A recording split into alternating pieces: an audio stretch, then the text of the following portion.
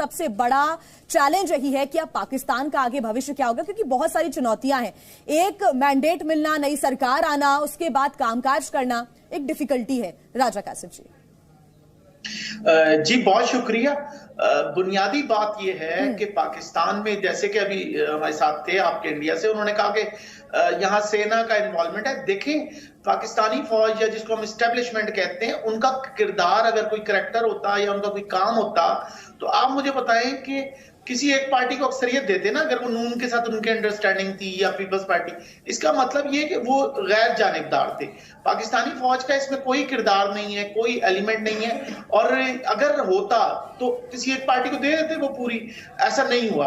आप देखें, peoples party के जो पॉकेट्स हैं या जगह हैं, वो अपनी जगह पे आते हैं। डॉक्टर राजा, मुझे बस एक सीक्वेंस समझा दीजिएगा आप, कि अगर उनकी कोई, आपके इदारों की, खासतौर पर एस्टैब्लिशमेंट की अगर कोई भूमिका नहीं है, तो फिर ऐसा क्यों हुआ कि चुनाव होते ही सबसे पहला जो बयान आया, नवाज शरीफ से भी पहले जो बयान सामने आया, वो आया जनरल आसिफ मुनीर का। यानी सेना की तरफ से कहा गया कि देखिए, जो भी मैंडेट सामने आया है, अब उसमें मिलजुल के सरकार बनानी है, मिलजुल के सरकार को आगे बढ़ाया जाना है। उन्होंने सबकी तारीफ की। इलेक्शन प्रोसेस को लेकर किस डेमोक्रेटिक कंट्री के अंदर ऐसा होता है कि चुनाव की प्रोसेस पूरे होने के बाद जो पहला स्टेटमेंट आता है वो आर्मी चीफ का आता है। यानी कहीं ना कहीं उनका डायरेक्टिव था। उसके बाद ही नवाज शरीफ सामने आए, उन्होंने सरकार बनाने की पहल की, और उसके बाद बातचीत का सिलसिला शुरू हुआ और अब फार्मूला सामने आया।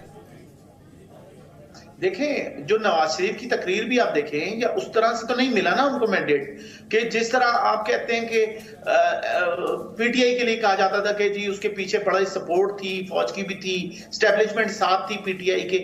ऐसा नहीं था। 2024 के इलेक्शन में कहीं कोई फौज का कोई किरदार नहीं है, कोई करैक्टर नहीं है। उन्होंने गैर जानिबदार इलेक्शन कराया पाकिस्तान की फौज ने, और इससे अंदाजा लगाए ना कि जिसमें जितनी ताकत थी उसने उतनी सीटें ले ली।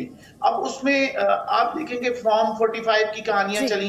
कोई कहा जाता है कि कोई जाली फॉर्म भी बना के लोगों ने शेयर किए, पीटीआई की जानिब से खबरें चला दी गई। और पाकिस्तान का मीडिया तो आपको पता है कि जिस तरह से चलता है। साहब, कहा तो ये भी जा रहा है कि प्लान कुछ और था, पाकिस्तान की आवाम ने उसे नाकाम कर दिया। नहीं, देखें, अवाम अगर नाकाम कर रही होती तो प्लान, आपको क्या लगता है कि अगर एस्टेब्लिशमेंट चाहे तो सब कुछ चेंज हो सकता था? नहीं हुआ। इसका मतलब है वो बड़े न्यूट्रल थे इस दफा, और अगर न्यूट्रल है तो हमें मानना चाहिए। और ये फॉर्म 45 की भी कहानी घुमा दी गई, और पाकिस्तान का मीडिया, मुझे लगता है कि इतना गैर जानिबदार कभी भी नहीं रहा। पाकिस्तान का मीडिया तो इंडियन मीडिया से भी ज्यादा पाकिस्तान के एंटी होता है, और ये बदकिस्मती है हमारी कि पाकिस्तानी का मीडिया तो ऐसी पिक्चर लेके आ रहा था कि जी नवाज शरीफ ऐसे है, कि वो तो लगता है कि एंटी। लेकिन कुछ सच्चाई तो सामने आ रही थी।